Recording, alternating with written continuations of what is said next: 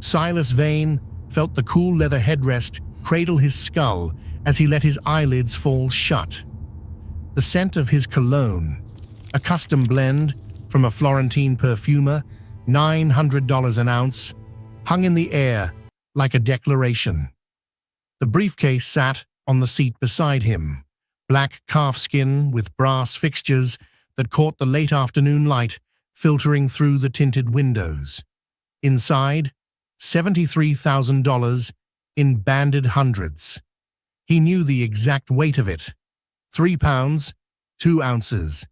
He'd counted it himself that morning, alone in his study while the house staff moved like shadows in the hallway.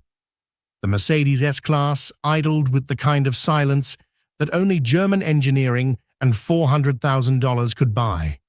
No rattle, no hum, just the faint whisper of climate-controlled air passing through vents. Silas kept his breathing steady, deliberate, in through the nose, out through barely parted lips. He'd learned this trick in boardrooms, how to appear relaxed while every nerve in your body stayed coiled and ready. Arthur was driving. Arthur, who'd been with him for 6 years. Arthur, whose knuckles were scarred from some previous life Silas had never asked about, who always smelled faintly of motor oil no matter how many times he showered. Today, Arthur's 8-year-old son sat in the back. The boy, Leo, had nowhere else to go. School was out.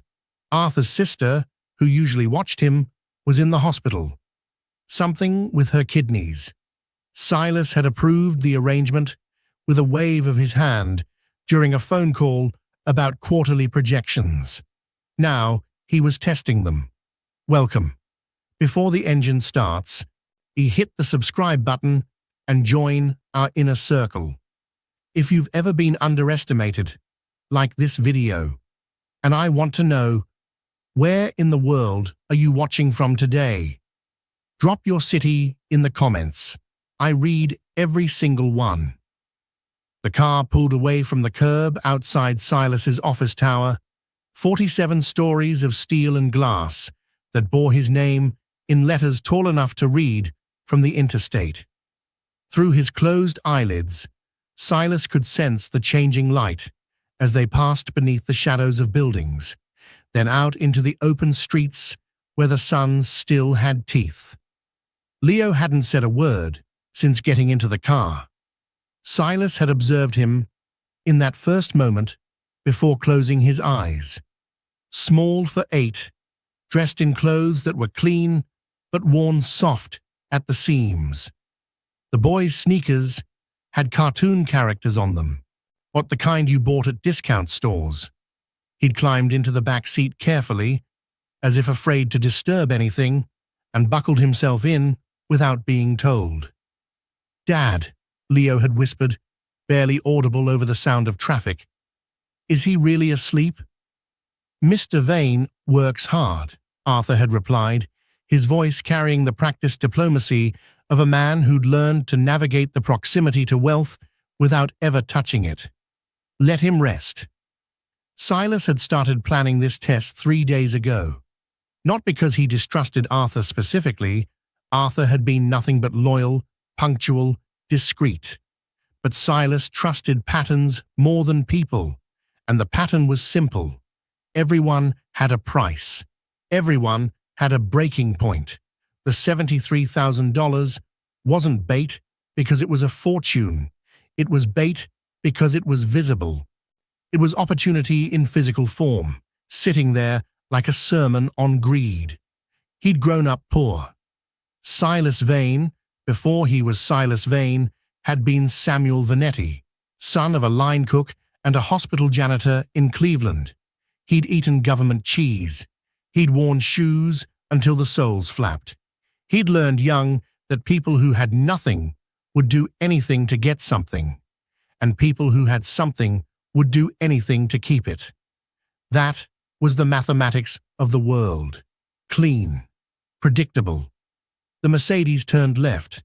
Silas felt the centrifugal pull in his inner ear. They'd be heading north now, through the industrial district where his newest development project was rising from the bones of an old textile factory. He'd scheduled a walkthrough with the contractors at 4, but that was cover, and the real purpose of this drive was happening in the back seat. He listened. The boy's breathing was quiet, but quick. Nervous, maybe, or just young. Silas didn't spend enough time around children to know the difference. He heard the soft rustle of fabric. Movement. The briefcase was 18 inches from where Leo sat. Silas had placed it deliberately at an angle, one corner hanging over the edge of the seat, practically asking to be noticed. The car stopped at a red light. Silas could hear the muffled bass from another vehicle pulled up alongside them, some aggressive rhythm that rattled windows. Arthur adjusted something on the dashboard. The air conditioning, probably. The man was meticulous about climate control, always making sure the cabin stayed exactly 71 degrees. "You okay back there?" Arthur asked. "Yeah," Leo said. His voice was small, tentative. "Can I ask you something?" "Course. Why does Mr. Vane have so much money in that case?" Silas's pulse ticked up a fraction. The boy had noticed. Good. The test was proceeding. "That's his business, not ours," Arthur said. The light must have changed. The car accelerated smoothly. "We don't ask questions about Mr. Vane's things." "I wasn't going to touch it," Leo said quickly. "I was just wondering." "I know, buddy. I know." Silence settled back into the car. Silas counted his heartbeats. 15, 20, 30. The boy would look at it. They always looked. And looking led to thinking. And thinking led to justification. And justification led to reaching. It was a formula Silas had witnessed countless times in conference rooms and contract negotiations. The slide from curiosity to compromise. He'd seen it in his first business partner, a man named Raymond, who'd helped him secure his first real estate deal. Raymond had sworn loyalty, brotherhood, all the bonds that men invoke when the stakes are low. Then the property value tripled, and Raymond tried to restructure the LLC to squeeze Silas out. Silas had crushed him legally, methodically, the way you'd exterminate termites from a foundation. Raymond lost everything: his house, his marriage, his reputation. Last Silas heard, Raymond was managing a storage facility in Tucson. The lesson had calcified inside him. Trust no one. Test everyone. The briefcase held exactly the kind of sum that could change Arthur's life. It could pay off debt, cover his sister's medical bills, buy Leo new clothes, new shoes, maybe even a year of private school. And $73,000 represented possibilities for them that Silas couldn't even conceptualize anymore. To him, it was less than what he spent monthly on the retainer for his third favorite attorney. But to them, it was deliverance, and deliverance made people stupid. Silas waited for the sound of a zipper, the click of the briefcase latches, some small betrayal that would confirm what he already knew about human nature. Instead, he heard the boy sigh. "Dad?" "Yeah, buddy." "My stomach hurts." Arthur's voice shifted immediately, losing its professional distance. "You feel sick? You need me to pull over?" "No, it's not that kind of hurt. It's just, I don't know, tight." "You nervous about something?" "Kind of." "About being in the car? You've ridden with me before." "It's different when he's here," Leo said. "Mr. Vane, I mean. Even asleep, he's kind of scary." Silas felt something flicker in his chest. Not guilt. He'd trained himself out of guilt years ago. But something adjacent to it. Discomfort, maybe. The boy was afraid of him. That made sense. People usually were, once they understood what he was capable of. But hearing it stated so plainly by a child brought it into sharper relief. Mr. Vane's not scary, Arthur said, though his tone suggested he didn't entirely believe it. He's got a lot on his mind. Running companies, making decisions, that kind of weight changes a person. Did it change you? What do you mean? You're always different when you're working. At home, you smile more. You tell jokes. But when we're driving Mr. Vane, you get real quiet and stiff. Arthur was quiet for a moment. Silas could picture him gripping the steering wheel, knuckles white against the leather. I guess it does change you a little, he admitted. But that's okay. That's part of being professional. Is that why you don't have friends anymore? Because you're professional? The question landed like a stone in still water. Silas heard Arthur inhale sharply. I have friends, Arthur said. You used to have friends, Leo corrected. Uncle Marco and those guys you'd watch football with, but you never see them now. You're always working. That's what adults do, Leo. We work. We provide. But you're sad. I'm not. Arthur stopped himself. The car slowed, probably approaching another red light. I'm not sad, buddy. I'm tired sometimes. That's different. Leo didn't respond. Silas heard the boy shift in his seat again, the leather creaking slightly under his weight.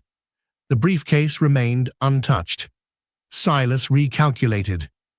Maybe the boy was smarter than he'd anticipated. Maybe he was waiting for his father to fall asleep too, or waiting for a better moment. Patience could be its own kind of cunning. The drive continued. They were in the industrial district now. Silas could tell by the change in road quality, the way the Mercedes' suspension absorbed the uneven patches where the city's maintenance budget didn't quite reach.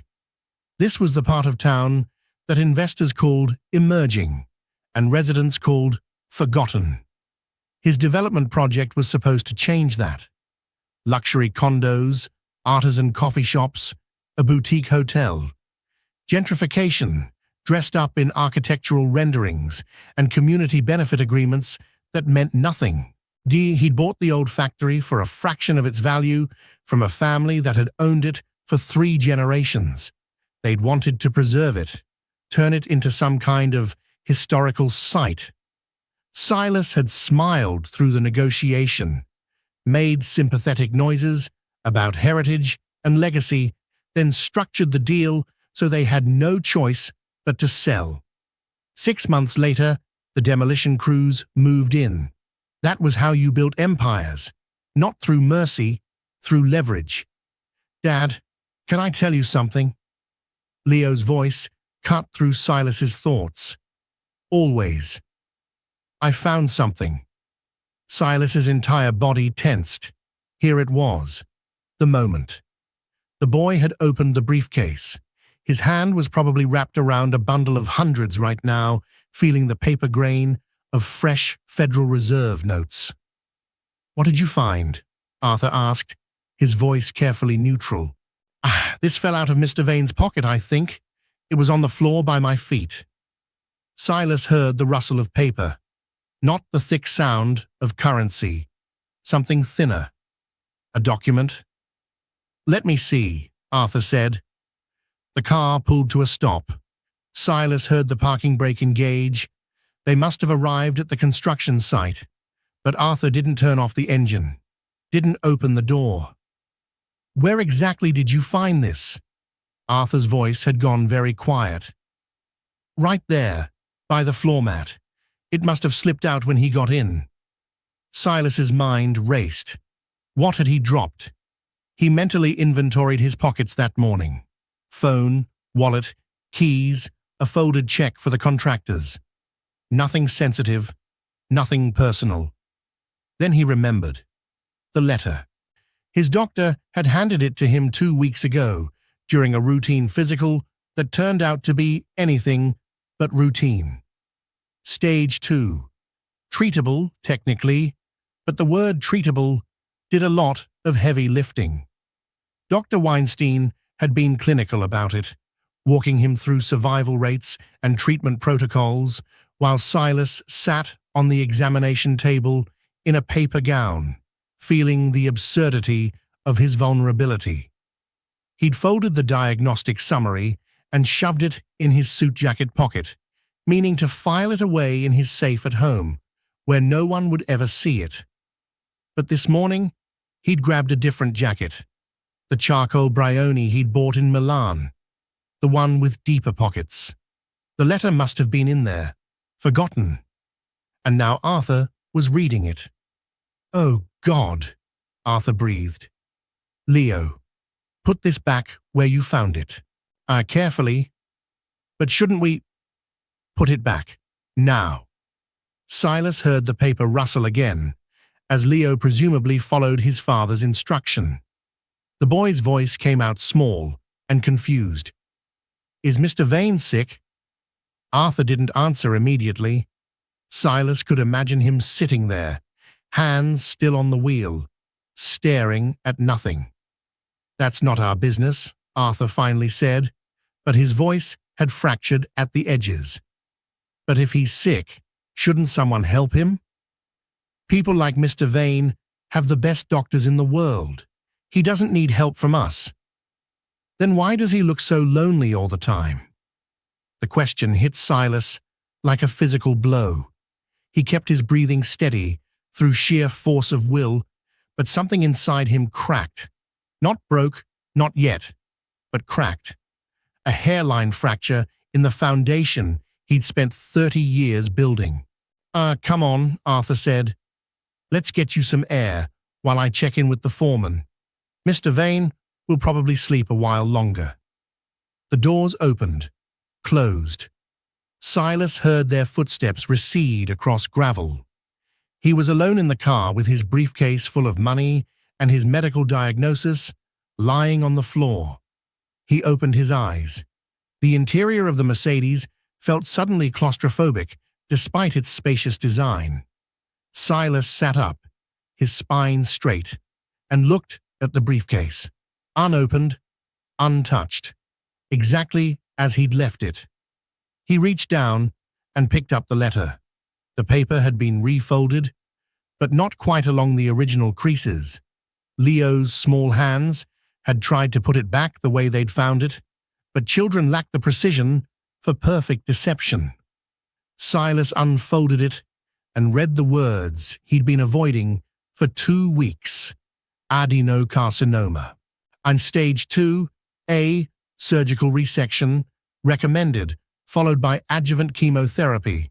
5-year survival rate, 67%. Patient should begin treatment immediately to maximize outcomes, 67%. Silas had built an empire on worse odds than that. He'd leveraged himself to the edge of bankruptcy 3 times in his career and come back richer each time. Numbers didn't scare him. But sitting alone in his car, holding proof of his mortality, he felt something he hadn't felt in decades. Fear. Raw and uncomplicated. The kind of fear that couldn't be hedged against or diversified away. He looked out the window at the construction site. Arthur stood talking to a man in a hard hat, gesturing at the skeleton of the building rising from the rubble. Leo sat on a concrete barrier nearby, swinging his legs, his cartoon sneakers flashing in the sunlight. The boy had found the letter and given it to his father. They'd discussed what to do, and they'd decided to put it back and pretend they'd never seen it. Why? Silas turned the question over in his mind, like a gem he couldn't quite appraise. They could have used it as leverage. Medical privacy violations could be worth millions in the right lawsuit. Arthur could have walked into any plaintiff's attorney's office with that letter and walked out with a settlement large enough to retire on. But he'd told his son to put it back. The test had failed. Or rather, Silas had failed the test. He'd so thoroughly expected betrayal that he'd engineered an entire scenario to confirm his cynicism. He'd left $73,000 in arm's reach of a child being raised by a man who probably earned $40,000 a year before taxes. He'd manufactured temptation like a scientist constructing an experiment, certain of the outcome. And the boy hadn't even touched the briefcase, hadn't even been curious about the money. Instead, Leo had been worried about a stomachache, about his father's loneliness, about whether Silas was sick and needed help. Silas looked at the briefcase again. The brass fixtures gleamed dully in the filtered light. 3 pounds, 2 ounces of currency. Printed paper that the world had agreed to value, to kill for, to structure entire lives around. Leo had been 8 inches away from it and hadn't cared. The realization moved through Silas like a slow poison. Every assumption he'd built his life on, every theorem about human nature and self-interest, suddenly seemed less like universal truth and more like the specific damage of his own history. He'd been poor, so he'd learned to worship money. He'd been betrayed, so he'd learned to expect betrayal. He'd been hurt, so he'd learned to hurt first. And somewhere along the way, he'd stopped being a person and become a function. Input, opportunity, output, exploitation. It was efficient. It was profitable. It was destroying him. Silas got out of the car. The afternoon heat hit him immediately. It was late July, and the industrial district baked under a sun that had no mercy for concrete and steel. He walked toward Arthur and the foreman, his $1,000 shoes crunching on gravel mixed with construction debris. Arthur saw him first. His expression shifted instantly from relaxed to professional, his spine straightening, his hands coming to rest at his sides in a posture of ready attention. "Mr. Vane," Arthur said, I apologize. I didn't realize you were awake. I was just getting a progress update from—" "It's fine," Silas interrupted. His voice came out rougher than intended. "Where's your son?" Arthur's jaw tightened almost imperceptibly. A flash of protective instinct crossed his face before he could mask it. "Leo's just over there, sir. He's not touching anything. I made sure—" "I'm not concerned about him touching anything." Silas walked past Arthur toward where Leo sat on the concrete barrier. The boy looked up, his eyes widening slightly. That look again, half fear, half fascination. The way you might look at a wild animal you weren't sure was tame. Silas stopped a few feet away. Up close, he could see details he'd missed before. A small scar on Leo's chin, probably from a childhood fall. A Batman band-aid on his elbow. The way his hair stuck up in the back, no matter how much Arthur had probably tried to smooth it down that morning. "Leo," Silas said. The boy stood up immediately, his sneakers scraping against concrete. "Yes, sir." Silas had no idea what he was doing. He'd operated from scripts his entire adult life. Scripts for negotiations, scripts for speeches, scripts for the carefully controlled interactions that constituted his social life. But he had no script for this, no playbook for standing in front of a child who'd shown him more grace than he deserved. The tension in that car was thick enough to suffocate. If you're feeling it too, make sure you're subscribed so you don't miss our next deep dive. "Did you find something that belonged to me?" Silas asked. Leo's face drained of color. He looked to his father, but Arthur was too far away to hear the conversation over the noise of the construction site. Leo started, then stopped.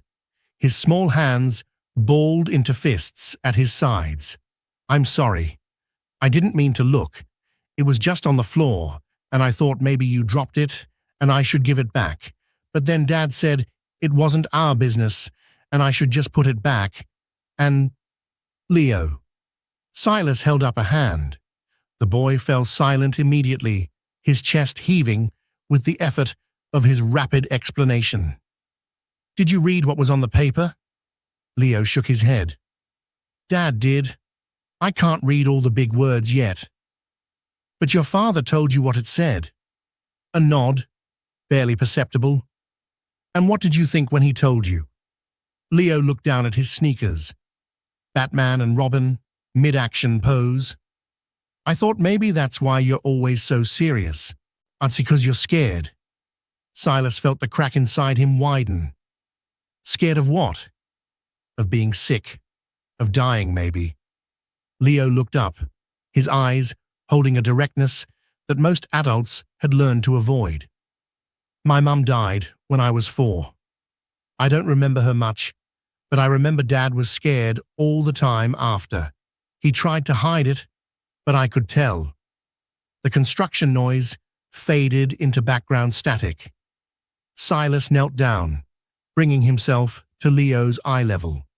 His knees protested. He spent too much time sitting, not enough time moving. But he ignored the discomfort. "Your father's a good man," Silas said. "I know. Do you know how rare that is?"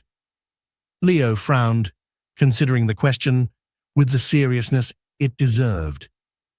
"I guess I don't think about it. He's just my dad." Silas felt something breaking open inside him. Is something that had been sealed shut for so long he'd forgotten it was there. "The briefcase in the car," he said. "Did you look inside it?" "No, sir." "Why not?" "Because it's not mine."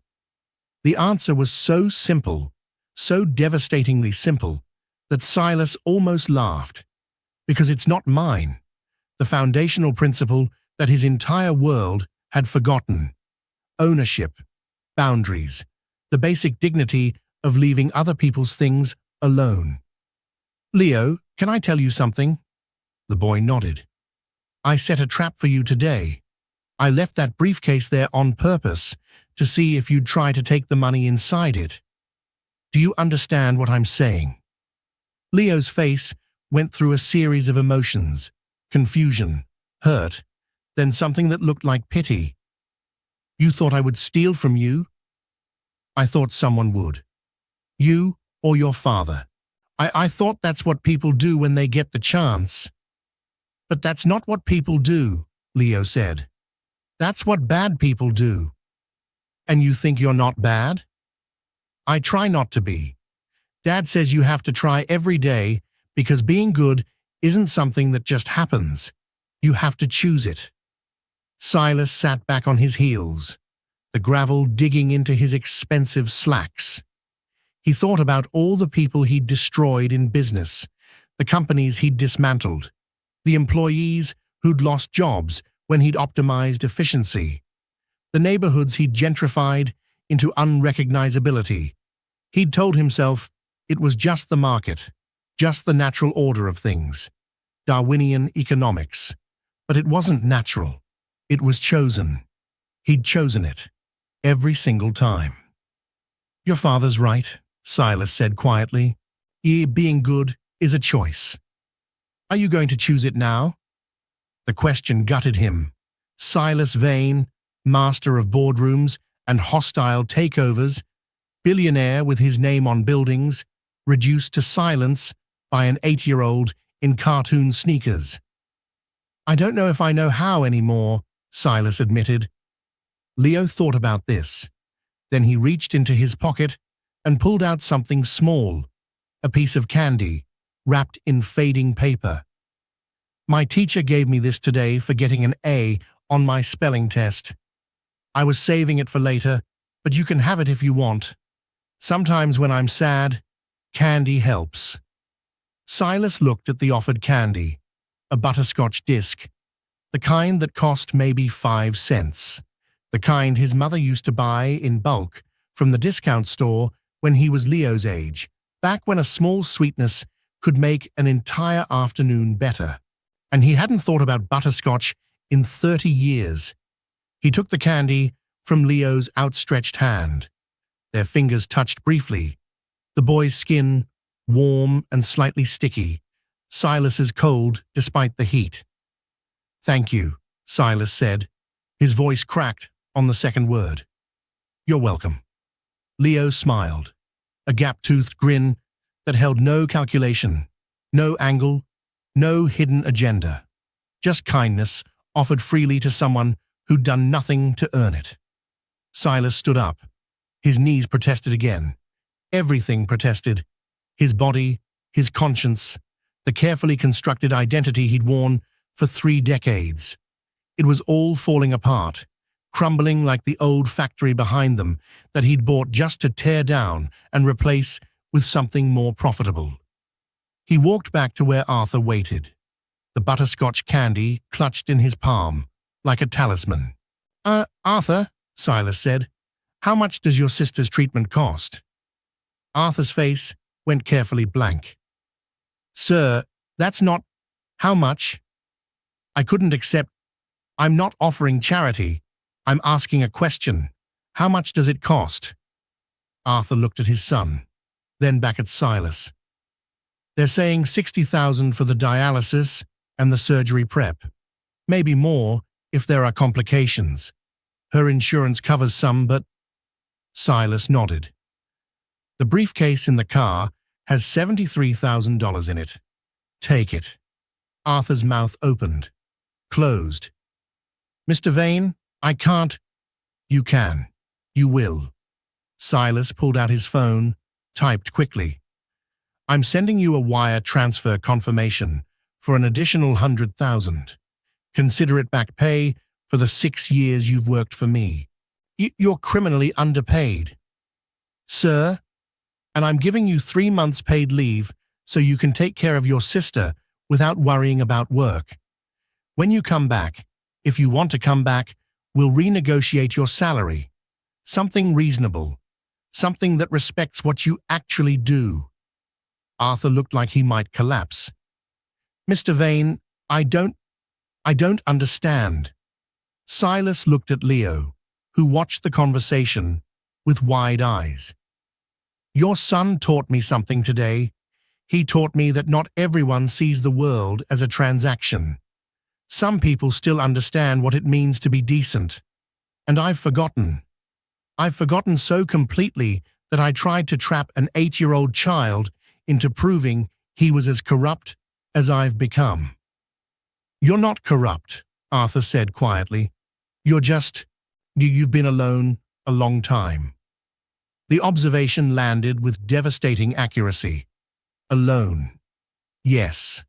Silas had built walls so high and thick that he'd forgotten what it felt like to exist outside them. He had a penthouse apartment with 12 rooms he never entered. He had a bed he slept in alone, night after night, staring at a ceiling that cost more to install than most people earned in a year. He had everything money could buy, and nothing that actually mattered. I need to ask you something, Silas said, and I need you to be honest. Of course. Do you hate me? Arthur blinked. Sir? For the last 6 years, you've driven me around this city. You've watched me make deals that destroyed people's livelihoods. You've heard me on phone calls where I showed no mercy, no compassion. You've seen exactly who I am. So I'm asking, do you hate me? Arthur was quiet for a long moment.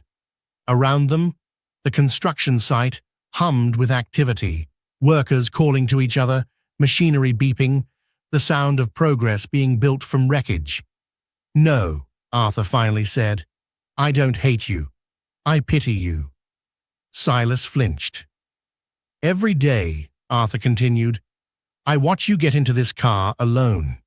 Every night, I watch you get out alone. You have more money than I'll see in 10 lifetimes, but you don't have anyone to share it with. You don't have anyone waiting for you at home. You don't have someone who asks how your day was, who cares if you're sick or scared or tired. You have everything except the things that make life worth living. I chose this, Silas said. I chose solitude. It's safer. It's not safer. It's just lonelier. Arthur looked at his son. When my wife died, I had the same choice. I could close off, protect myself from ever being hurt like that again. But then I looked at Leo, and I realized, what's the point of being safe if you're also dead inside? So I chose to stay open, to keep loving people even though they might leave. Because the alternative is walking around like a ghost in an expensive suit. The words hit Silas like rounds from a gun he hadn't seen coming. He thought about his penthouse, his office, his carefully curated life. He thought about the last time someone had touched him with genuine affection. Years ago, maybe a decade. He couldn't remember. He looked down at the butterscotch candy still in his palm. "Can I tell you what happened in the car?" Silas asked. Arthur waited. "Your son found my medical diagnosis, the letter from my doctor. It says I have cancer." Arthur's face drained of color. "Oh God, sir, don't apologize, just listen." Silas unwrapped the butterscotch and put it in his mouth. The taste hit him immediately. Sugar and butter and something vaguely chemical, but underneath it all, memory. His mother's kitchen, the radio playing big band music, the feeling of being small and safe and cared for. Leo found that letter, and he could have done anything with it. He could have shown it to you, and you could have used it as leverage. You could have blackmailed me. You could have sold it to tabloids. Do you know what information like that is worth? We would never. I know. That's the point. You would never. Your son would never. You saw my vulnerability and you protected it. You put the letter back and pretended you'd never seen it. Why? Arthur looked uncomfortable.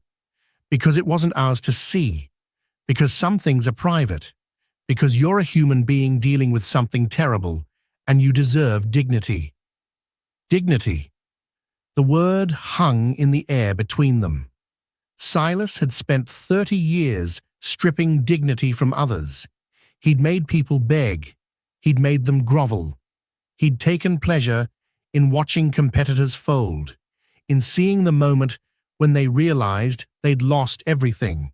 He'd called it business. He'd called it winning. But it was just cruelty, dressed up in strategic language. "I'm going to be sick for a while," Silas said. "The treatment is going to be bad, worse than bad, and I'm going to go through it alone because I've systematically eliminated everyone who might have cared enough to sit with me through it." "That's not true," Arthur said. Name one person who would visit me in the hospital." Arthur opened his mouth, closed it, couldn't find an answer. "Exactly." Silas looked at the construction site, at the building rising from rubble. "I've built an empire out of demolished lives, and now my own life is being demolished, and there's no one to witness it, except the doctors I pay and the nurses who rotate shifts." Leo had been watching this entire exchange with the solemn attention children give to adult confessions they don't fully understand. Now he walked over and took his father's hand. "We could visit you," Leo said, "if you wanted." Silas looked down at the boy. "Why would you do that?" "Because you're sick, and you're scared, and you shouldn't have to be alone." It was too much. The casual kindness, offered without negotiation or contract. The simple human decency he'd forgotten existed. Silas felt his throat constrict, felt tears building behind his eyes, tears he hadn't allowed himself to shed since he was younger than Leo, since he'd learned that crying was weakness and weakness was death. "I don't deserve that," Silas said, his voice barely above a whisper. "Maybe not," Leo agreed. "But Dad says everyone deserves a second chance, even people who mess up really bad. Your father's a better man than I am." "He could teach you," Leo said, with the confidence of a child who hasn't yet learned that some damage is irreparable. If you wanted to learn. Silas looked at Arthur, who stood there holding his son's hand, wearing a uniform that Silas had probably spent all of 30 seconds selecting from a catalogue. This man who earned a fraction of what Silas spent on cologne. To this man who had every reason to resent him, to hate him, to want to see him suffer. And yet, "I don't know how to be different," Silas admitted. "I've been this way for so long." "Then maybe start small," Arthur suggested. "One choice at a time. Like Leo said, being good is something you choose, so choose it. Today, right now." Silas nodded slowly. He pulled out his phone again and made a call. "Weinstein," he said when the doctor answered. "It's Silas Vane. I want to start treatment. Not tomorrow, not next week. I want to start now." He listened to the doctor's response, then interrupted. "I don't care about the board meeting. I don't care about the merger. Reschedule everything. My health is more important than my profit margin." He paused, then added, "And I'm going to need a contact for a good therapist. He's someone who works with people who've forgotten how to be human." When he hung up, both Arthur and Leo were staring at him. "That's a start," Arthur said quietly. "It's barely a start," Silas corrected. "But it's something." They stood there in the heat and the construction dust, three people at vastly different points in their lives, connected by a moment of grace that Silas had neither expected nor earned. "The money in the briefcase," Silas said. "Take it for your sister, but I want something in return." Arthur's expression shuttered slightly. "Sir, I want you to teach me what you know about being decent, about staying human despite the odds, about choosing goodness when it would be easier to choose otherwise." Silas looked at Leo. "Both of you. I want to learn from both of you." Leo grinned. Like a student?" "Exactly like a student." "Can we start with something easy?" the boy asked. "What did you have in mind?" "You could smile. You never smile. It makes you look mean." Silas tried. It felt foreign on his face, like a language he'd once known, but forgotten. The muscles moved awkwardly, unpracticed, but he tried. "That's pretty bad," Leo said honestly, "but we can work on it." Arthur laughed, a real laugh, not the polite chuckle he usually offered. "We've got our work cut out for us." "Yes," Silas agreed. "You do." The drive back to the office happened in a different atmosphere. Silas sat in the front passenger seat this time, something he'd never done before. Arthur drove. Leo sat in the back, talking about his day at school, about the spelling test he'd aced, and about how his friend Marcus had brought tadpoles for show and tell. Silas listened. Actually listened, not just waited for his turn to speak or checked his phone while pretending to pay attention. He heard the excitement in Leo's voice when he described the tadpoles. He heard the pride when the boy mentioned his A grade. He heard the simple joy of a child who still believed the world was fundamentally good. The briefcase sat in the back seat next to Leo, still unopened. But it meant something different now. Not a test, not a trap. Just money, useful, important, but not the most valuable thing in the car. Not even close. When they pulled up to the office tower, Silas didn't immediately get out. He sat there, looking up at the building with his name on it. 47 stories of steel and glass and ambition. And he'd been so proud when they'd installed those letters. Vane Enterprises, a monument to everything he'd built. Now, it just looked empty. "Sir," Arthur asked, "is everything all right?" "No," Silas said honestly, "but maybe it will be, eventually." He got out of the car. Before closing the door, he leaned back in. "Arthur, take tomorrow off. Take the rest of the week. Be with your sister. I'll drive myself." "You don't drive anymore, sir?" "Then I'll relearn." Silas looked at Leo. "Thank you for the candy. It helped more than you know." "You're welcome," Leo said. "I hope you feel better soon." Silas closed the door and watched the Mercedes pull away into traffic. He stood on the sidewalk, a billionaire in a custom suit, holding a crumpled piece of butterscotch wrapper, and realized he'd just experienced something he hadn't felt in decades: connection. It terrified him, but it also felt like waking up. 3 months later, Silas sat in a hospital bed, his body ravaged by the second round of chemotherapy. He'd lost his hair. He'd lost 20 pounds. He'd lost the carefully maintained facade of invincibility that had defined him for 30 years. But he hadn't lost everything. Arthur sat in the chair by the window, reading a book. Not because he was being paid to be there. Silas had tried to insist he didn't need a babysitter. Arthur was there because he'd chosen to be. Because somewhere over the past months of treatment and vulnerability, they'd become something approximating friends. Leo was there too, sitting on the floor with a coloring book, his tongue poking out in concentration as he worked on a picture of a superhero. Every so often, he'd hold it up for Silas to see. "That's really good," Silas would say, and mean it. The hospital room wasn't luxurious despite Silas's wealth. He'd specifically requested a standard room, not the executive suite. He wanted to be around other patients, around the reality of illness and mortality.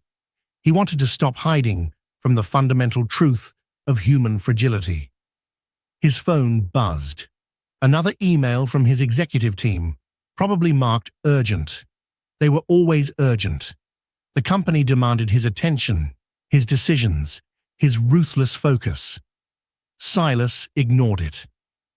"You're going to lose control of the company if you keep this up," Arthur observed, not looking up from his book. "Maybe," Silas said. Or maybe I'll find people I can actually trust to run it." Novel concept. "Very novel for you." "I've been thinking about Raymond," Silas admitted. "The man I destroyed in my first deal. I've been thinking about calling him, apologizing." Arthur looked up. That would mean something to him. "It won't fix what I did." "No, but it would be choosing good. Like Leo said, one choice at a time." Silas nodded. His body ached from the medication, but it was a different kind of pain than what he'd carried before. Physical pain, he'd learned, was almost easier than the spiritual kind. It had a source. It could be treated. It eventually healed. The other kind, the loneliness, the isolation, the slow death of never being truly known, that kind of pain just accumulated until you couldn't feel anything else. "I've been drafting a new will," Silas said. Setting up foundations. Real ones, not tax shelters disguised as charity. I want to fund medical care for families who can't afford it.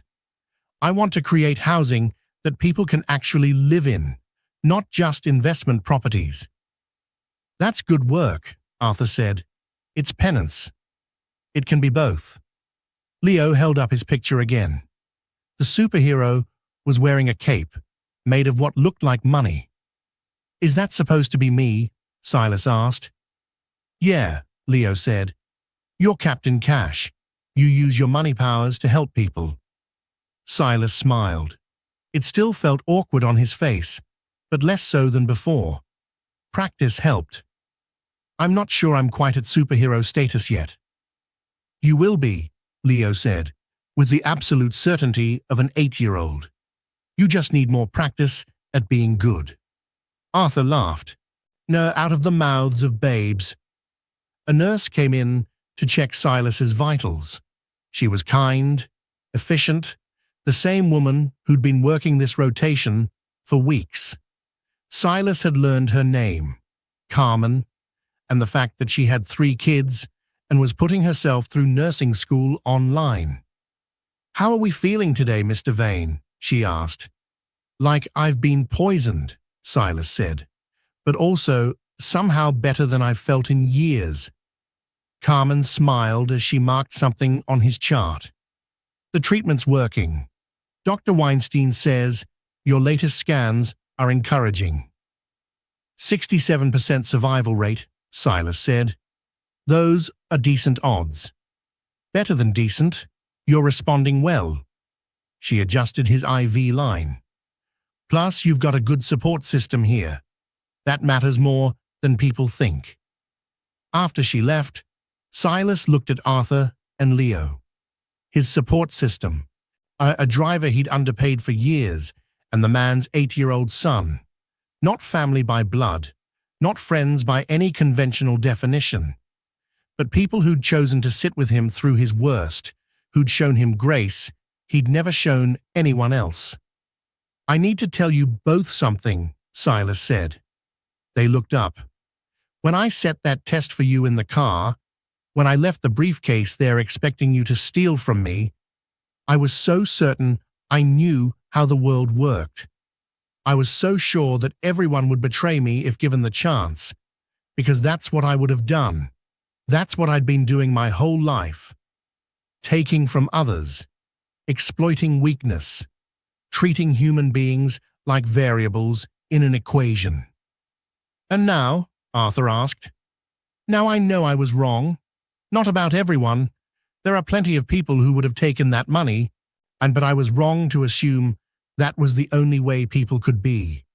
I was wrong to think that decency was extinct, and I was wrong to live my life as if cruelty was the only rational response to a cruel world." Silas shifted in the bed, pain shooting through his side. He breathed through it, waited for it to pass. "Leo, do you remember what you said to me that day, when you gave me the butterscotch?" "I said sometimes candy helps when you're sad," Leo replied. "You did, and you were right. But you did something more important than that. You saw someone who'd been cruel to you, who'd tested you like you were a lab rat, and you responded with kindness anyway. You didn't have to. You could have told your father what I'd done. You could have been angry. But instead, you gave me candy because you thought I was sad." "You were sad," Leo said matter-of-factly. "You still are sometimes, but less than before." "Less than before," Silas agreed. "Because you and your father taught me something I'd forgotten. You taught me that being human isn't a weakness. It's the only thing that matters." Arthur set down his book. "You're giving us too much credit." "I'm really not. You saved my life that day. Not literally, the doctors are doing that, but you saved whatever was left of my soul. You reminded me that I had one." The room fell into comfortable silence. Outside, the sun was setting, painting the sky in shades of orange and purple. Silas watched the light change, thinking about all the sunsets he'd missed because he'd been too busy working, too focused on the next deal, the next acquisition, and the next victory in an endless war against everyone else. He'd won that war. He'd accumulated more wealth than he could spend in 5 lifetimes, and he'd lost everything that mattered in the process. But he was learning, slowly, painfully, like a child learning to walk after a catastrophic injury. He was learning to be human again. "There's something else I want to tell you," Silas said. "I've decided to step down as CEO. I'm staying on the board, but I'm bringing in someone else to run the day-to-day operations. Someone younger, someone who still remembers how to care about people." Arthur raised his eyebrows. "That's a big decision." "It's the right decision. I've spent 30 years building an empire. Now I want to spend whatever time I have left building something more important." "What's that?" Leo asked. A life, Silas said simply. A real one, with friends, with purpose beyond profit, with people who matter more than money. Can we still visit you after you're better? Leo asked. Even if you're not sick anymore? Silas felt his throat tighten. I'd like that very much. Good, Leo said, going back to his coloring. Because you still need a lot of practice at smiling. Arthur laughed. Silas joined him. The sound felt good, felt right, felt like something he wanted to keep doing for whatever time he had left. The cancer might kill him. The 67% survival rate might tip the wrong direction. But even if it did, he wouldn't die alone. He wouldn't die empty. He wouldn't die as the man he'd been in that car 3 months ago, cynical, isolated, convinced that humanity was just a performance everyone was faking. He'd die as someone who'd been shown grace and had tried, however imperfectly, to pass it on. That had to count for something. 6 months later, Silas stood in the parking lot of Arthur's sister's house. The treatment had worked.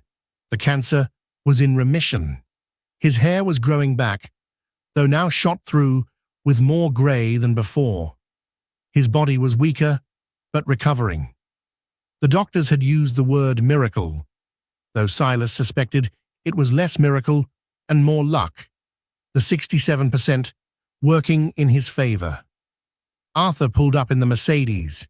He'd come back to work after his 3-month leave, but on different terms. Better pay, reasonable hours, the understanding that his family came first, the job second. But today wasn't about work. Today was Leo's 9th birthday, and Silas had been invited to the party. It was the first birthday party he'd attended in 20 years. Leo burst out of the house when he saw the car, followed by a gaggle of other children. Mr. Vane, you came. You really came. I said I would, Silas replied. He held up a wrapped present. Not expensive, just thoughtful. A telescope, because Leo had mentioned wanting to see the stars more clearly. Did you bring the thing I asked about? Leo whispered conspiratorially. Silas smiled. It came easier now, more natural. I brought it. He reached into the car and pulled out the briefcase. The same one from that day. Still leather, still brass fixtures, but different contents. Leo's eyes went wide. Can I show everyone? It's your birthday. You can do whatever you want. Leo grabbed the briefcase, struggling slightly with the weight, and carried it into the backyard where the party was set up. All the kids gathered around as he opened it. Inside, not cash, not documents, just hundreds of pieces of butterscotch candy, the cheap kind from the discount store.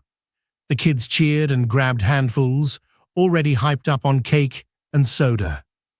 Leo looked back at Silas and grinned that gap-toothed smile that had become so familiar. Arthur walked over, shaking his head. You didn't have to do that. I know, Silas said, but your son gave me the last piece of candy he had when I needed it most. Seemed only fair to return the favor. They watched the chaos of the party together. Children running around, laughing, playing games with the intensity of people for whom this moment was everything.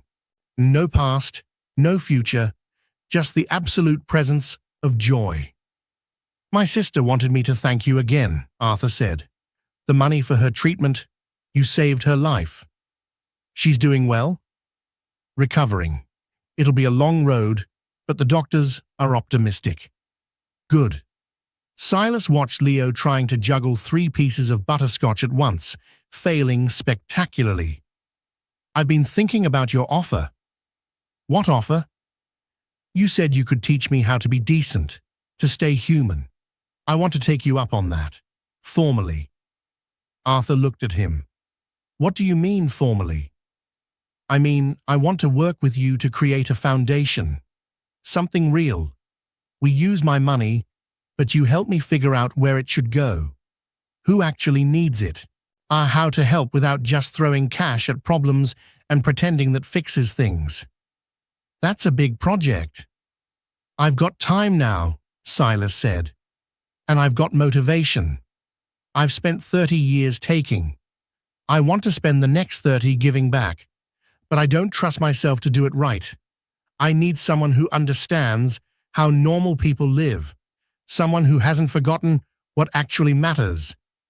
Arthur was quiet for a moment. Then he held out his hand. Partner? Silas shook it. Partner. Silas Vane had everything, yet he had nothing. That was how the story started. A man so wealthy he could buy buildings, but so poor he couldn't buy connection. So certain of his worldview that he'd test a child with a briefcase full of money, expecting theft, expecting betrayal, expecting confirmation of every cynical assumption he'd built his life around. And then the child had given him candy instead. Not because Leo was a saint, not because the boy was perfect, but because Leo had been raised by a man who chose kindness even when life gave him every reason to choose cruelty. A man who'd lost his wife, who struggled financially, who had every justification to be bitter, but who chose differently. And that choice, transmitted from father to son, had saved Silas Vane's life. Not from cancer, from something worse, the slow death of living without ever truly being alive. Silas stood in that backyard, watching children eat butterscotch candy and chase each other around a lawn that needed mowing, and he felt something he hadn't felt in 3 decades.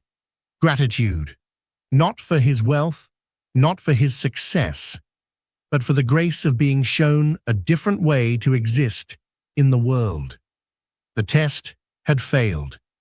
Or rather, Silas had failed the test. He'd set a trap for a child and walked into it himself.